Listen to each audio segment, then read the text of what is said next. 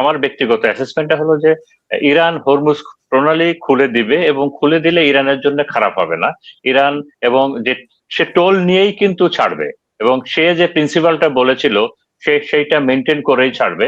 এবং একই সাথে আমরা যেটা দেখতে পেরেছি গত এক সপ্তাহে, ইউরোপিয়ান দেশগুলো, এশিয়ার দেশগুলো, বিশেষ করে ইউরোপের পাওয়ারফুল দেশগুলো, ইউকে, জার্মানি, ফ্রান্স, তারপরে এদিকে জাপান, কোরিয়া, এরা সবাই স্পেন, এরা সবাই ইরানকে সাথে নিয়ে নেগোশিয়েট করতে চায়, ইউএসএ ইসরায়েলকে বাদ দিয়ে। হুম। সম্পূর্ণ ইউরোপ এখন ইরানকে সাথে নিয়ে, তারা জাপানকে সাথে নিয়ে, কোরিয়াকে সাথে নিয়ে, চায়নাকে সাথে নিয়ে তারা এই ইস্যুটাকে হ্যান্ডেল করতে চায়, এবং তারা ইরানকে যথেষ্ট সম্মান দিচ্ছে এবং গুরুত্ব দিচ্ছে। তো এ কারণেই এই মুহূর্তে আপনি যদি জিও পলিটিক্যাল ব্যাপারটা দেখতে পান যে ইরানের প্রচুর সাপোর্ট আছে।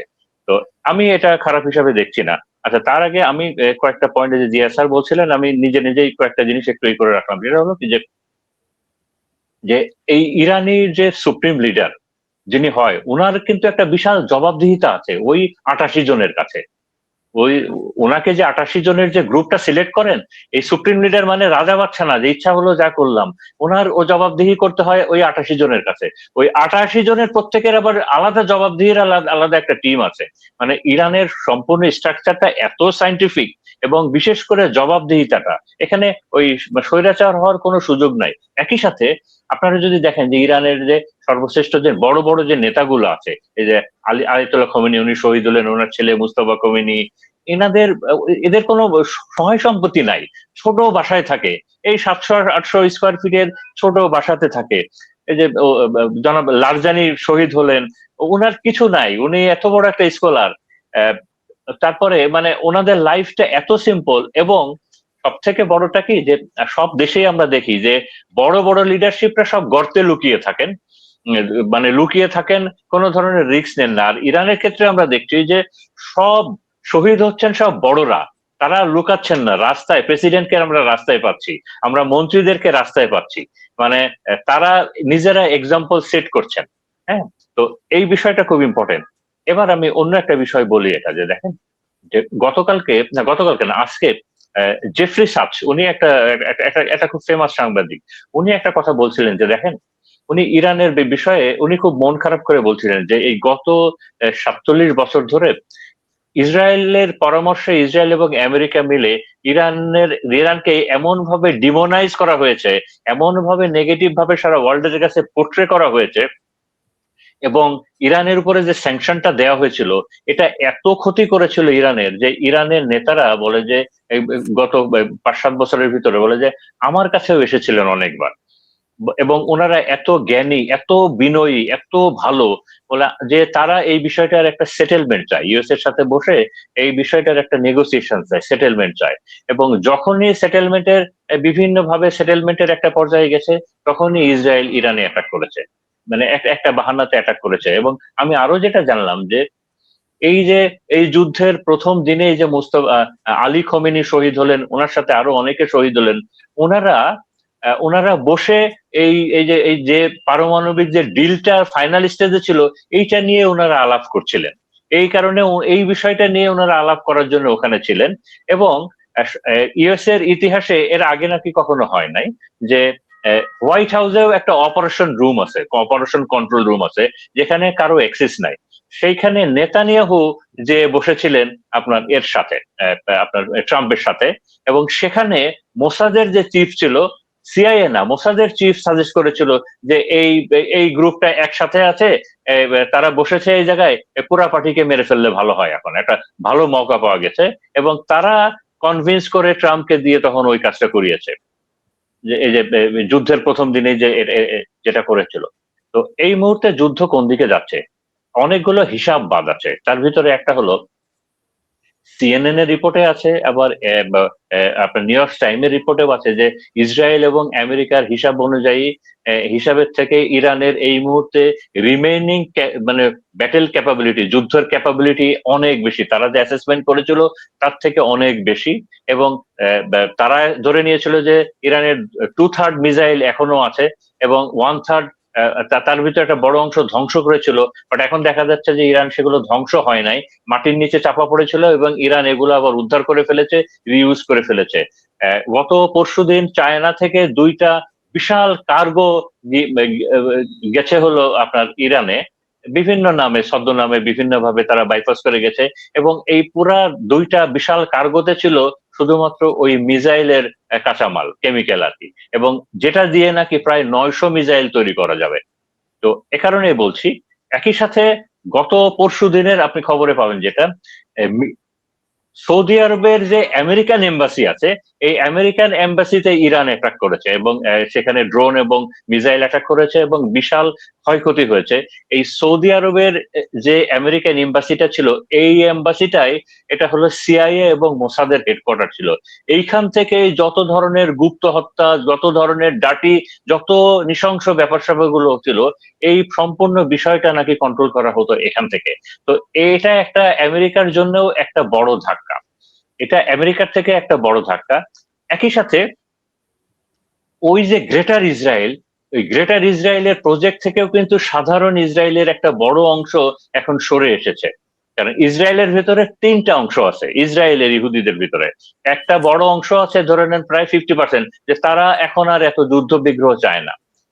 বাকি যে 50%-এর ভিতরে 30% আছে, তারা ইসরায়েলের সীমানাটা বড় চায়, বাট ওই অত দূর না, এই লেবানন প্যালেস্টাইন এগুলো হলে চলবে।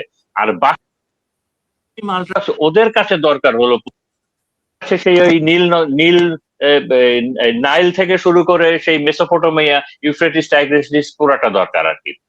এবং ইসরায়েলের কিন্তু কোনো বাউন্ডারি নাই। আমরা অনেকে হয়তো জানি না, ইসরায়েলের কিন্তু ইসরায়েলিদের আমাদের কাছে আছে, ইসরায়েলিদের কাছে ওদের কোনো ডিমার্কেটেড বাউন্ডারি না, তারা ইসরায়েলের কোনো বাউন্ডারিতে বিশ্বাস করে না। গত পরশুদিন কিন্তু এই আপনার ফ্রেঞ্চ 24 তারা একটা জিনিস পাবলিশ করেছে যে কুয়েত অ্যাটাক করা হচ্ছে ইরানের মাটিতে। তো এ কারণে আমরা এই মিডল ইস্টেও একটা পোলারাইজেশন দেখছি, যে কুয়েত, তারপরে আপনার সৌদি আরব এবং আরব আমিরাত, এরা তিনটা প্যাক্ট হয়ে এখনো ইসরায়েল এবং আমেরিকার পক্ষে আছে। বাট সেখানে আমি গত পরশুদিন জানলাম যে আমেরিকার একটা থিঙ্ক ট্যাঙ্ক কি কুয়েতকে বলেছে, কুয়েত না আপনার কারেকশন, আরব আমিরাতকে বলেছে যে তোমরা যদি ইরানের সাথে একটু সাবধানে কাজ করো, other you will be blasted, তোমাদের কিছু নাই। তো এইখানে এখানে একটা বিষয় খুব ইন্টারেস্টিং, সেটা হলো যে এই যে জিসিসি কান্ট্রিগুলোর যে টোটাল ইনকাম আছে, আমি এটা জেনে অবাক হলাম যে জিসিসি কান্ট্রিগুলোর যে ট্রিলিয়ন ট্রিলিয়ন ডলারের যে টোটাল ইনকাম আছে, এই টোটাল ইনকামের 90%ই খরচ করতে হয় আমেরিকান পারপাজে, এই আমেরিকান অনুমোদন নিয়ে আমেরিকান পারপাজে।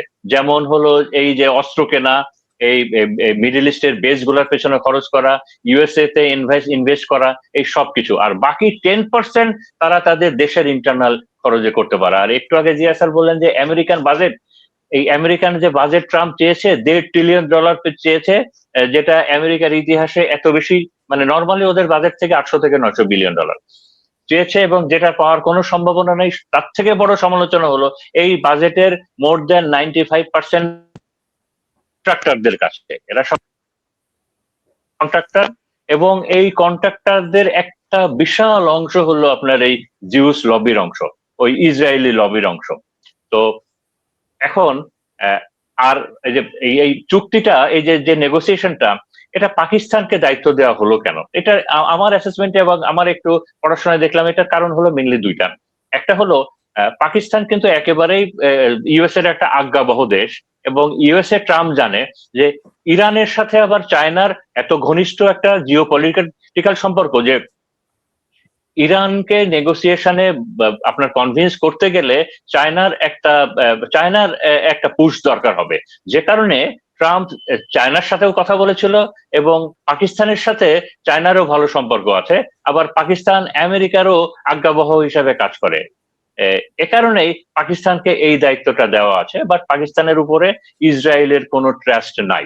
এখন এই যুদ্ধটা কোন দিকে যাবে এবং এই পথটা কোন দিকে যাবে, আমার বিচারে এই যে যেহেতু যুদ্ধটা এখন একটু বন্ধ হলেই সব হিসাব কিতাব গুলা নিয়ে সবাই পড়বে ট্রাম্পের সমস্ত, এবং ট্রাম্প এটা সামলাতে পারবে না, সে তার ঘর সামলাতে পারবে না, সে তার পেন্টাগন সামলাতে পারবে না, সে তার আর্মি সামলাতে পারবে না, এবং এই যে হরেক রকমের গৃহযুদ্ধ হচ্ছে, এইটা সামলানো এত সহজ না। একই সাথে তার যে অ্যাপিস্টেন ফাইল, তারপরে বাইরে যে এত বিক্ষোভ সমালোচনা, তার সেই ওয়ার ক্রাইম গুলো, এবং তার আর্টিকেল 25, এই বিষয়টা হলো হিউজ। তো এই বিষয়টা হলো হিউজ। তো এই বিষয়টাতেই আমি একটু স্বপ্ন দেখছি যে এই যুদ্ধটা হয়তো আমেরিকা নতুন করে আর এসকালেট করবে না, আমেরিকা নতুন করে আর এসকালেট করবে না। তবে ইসরায়েল এত সহজে পিছু ছাড়বে না, এবং Israel will go all out এই যুদ্ধটাকে, যে এই যুদ্ধটাতে আমেরিকাকে যে কোনো ভাবে বেঁধে রাখার জন্য। তবে এইখানে আরো একটা বড় বিষয় আছে, যেটা হলো যে এই মুহূর্তে ইসরায়েল সম্পূর্ণ একা, এবং ইসরায়েলের সাথে আমেরিকার প্রশাসনেরও এত দূরত্ব হয়ে গেছে, এখন এখন অনেক দূরত্ব হয়ে গেছে, যে কারণ আমেরিকান প্রশাসন এবং সাধারণরা মনে করে যে এটা তাদের জন্য একটা অপশনাল ওয়ার ছিল, এবং আমেরিকার is paying too much for Israel আর কি। তো ওই পোর্শনটাও কাজ করছে না, এবং আমেরিকা এবং ইসরায়েলের পক্ষে বেসিক্যালি এই জিও পলিটিক্যাল কথা যদি আমরা বলি, পৃথিবীর কোনো দেশই নাই তার সাথে এখন দেখতে গেলে।